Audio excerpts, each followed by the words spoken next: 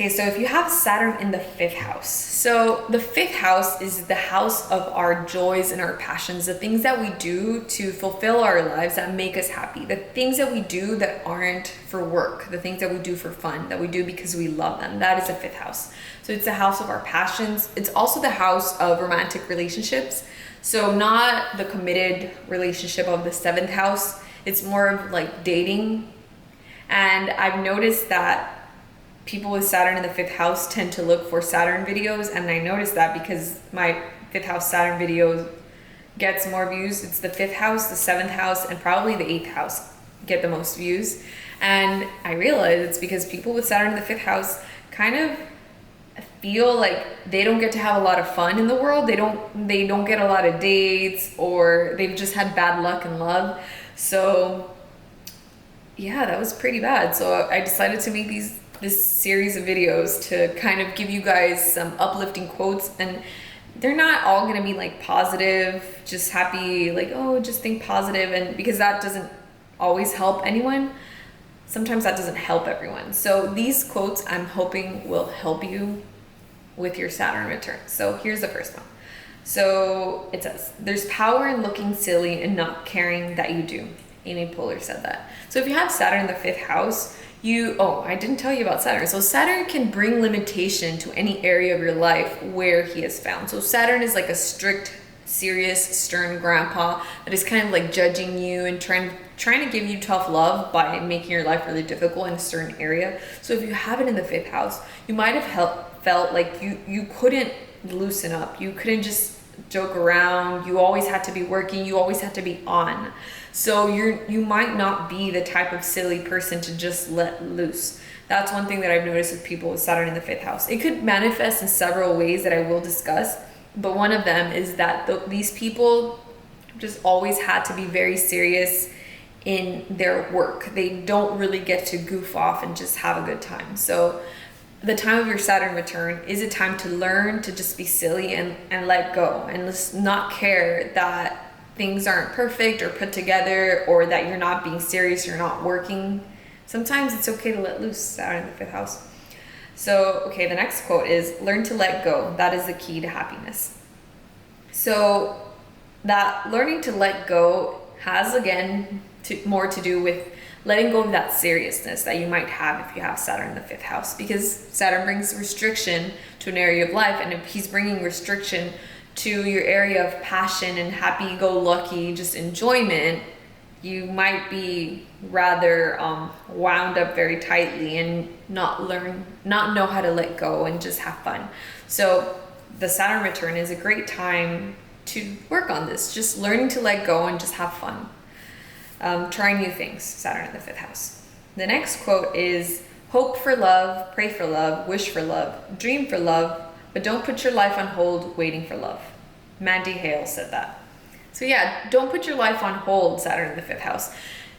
Your Saturn return is a great time to try a bunch of new things, and don't let that period of your life just like be stuck in like a mentality of like, oh, I can't find anybody, I haven't found my soulmate, I'm not married, I don't have a relationship.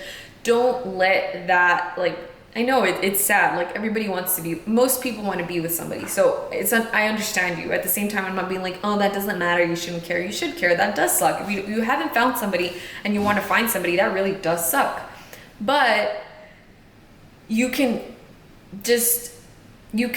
be there in the suckiness and just be sad, or you can be out having fun and still be like, man, that sucks. I would like to be here with somebody, but I'm not, but I'm still having a good time, you know? Having that type of attitude will bring towards you people. It'll draw people to you that you wouldn't have drawn towards you if you were just kind of just like sad and stuck in the mud and depressed at home. You have to really get out there, and you have to, don't be afraid of being rejected, because there's many more fish in the sea, and like, I don't know, maybe it's because I have Mars and Aries and I have like no fear of rejection, because I just like go for it. I don't care.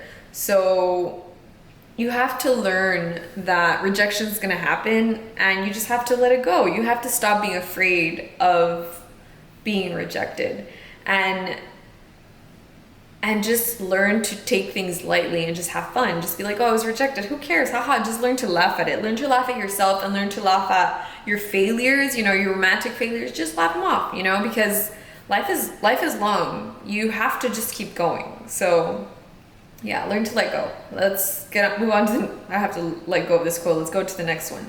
So, okay. Those that go searching for love only make manifest their own lovelessness, and the loveless never find love. Only the loving find love, and they never have to seek for it. D.H. Lawrence said that. I absolutely love this quote. And it definitely reminds me of, there are people who are very consciously out there trying to look for love, and the act of looking for love seldom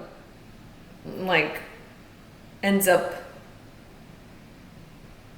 the act of looking for love doesn't really return love to you. It doesn't usually lead to you finding somebody who loves you.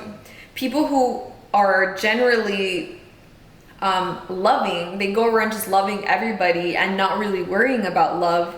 Those people tend to be loved because they're this reminds me of that thing. They're operating from just a place of love themselves.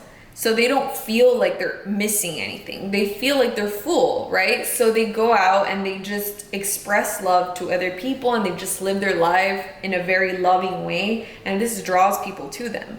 But if you are operating from this space of oh my God, I'm missing something, and it's almost like you give off this energy that radiates that you don't feel loved, and for some reason that's a turnoff to other people because it kind of makes you project this aura of neediness, you need it so much, and that in a sense is too much pressure for people because it's just you need it so badly that the person is kind of taken aback and might be put off by it. So you don't want to do that.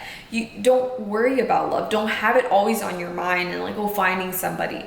Kind of focus on other things, and as you're focusing on those other things, the person will come along because they'll see you having a good time and just exploring your life and having hobbies. Get into some hobbies, and you'll see that you'll find somebody as you go along doing these hobbies and pursuing your passions. Don't worry about love. Love will worry about itself. You worry about your passions, your hobbies, getting to know yourself and developing your creative side, and the person will come along. Here's the last quote for you. It says, sometimes it's only in the ecstasy of unrepressed movement that we may enter the stillness of our authentic selves. In such secret moments, the world seems to be in step. This is why the idea of finding love across the dance floor endures, symbolizing that when we know the true rhythm of our heart, we know the other. I don't remember who said this quote. I'll probably look for the person and just put it here. But I think this is such a nice quote because it reminds me of what I just said, that when you have Saturn in the 5th house and you're so sad that you haven't been able to find somebody, you could kind of tend to, hold on, my computer's gonna die. Okay, I'm gonna continue reading the quotes, but now I'm gonna read them from my phone because my computer died. So, as I was saying, if you focus yourself on on pursuing your passions and really getting to know yourself and exploring all the things that you're curious about, your creative side, you'll just give off a different vibe that will attract the right person to you. So it's like it says in that quote, it says, this is why the idea of finding love across the dance floor endures, symbolizing that when we know the true rhythm of our heart, we know the other. So you know the other, the other person that is going to be drawn to you when you're doing those things that make you come alive, basically. You give off a different aura when you are doing things that are in tune with your higher self and your higher purpose in this life. So when you do those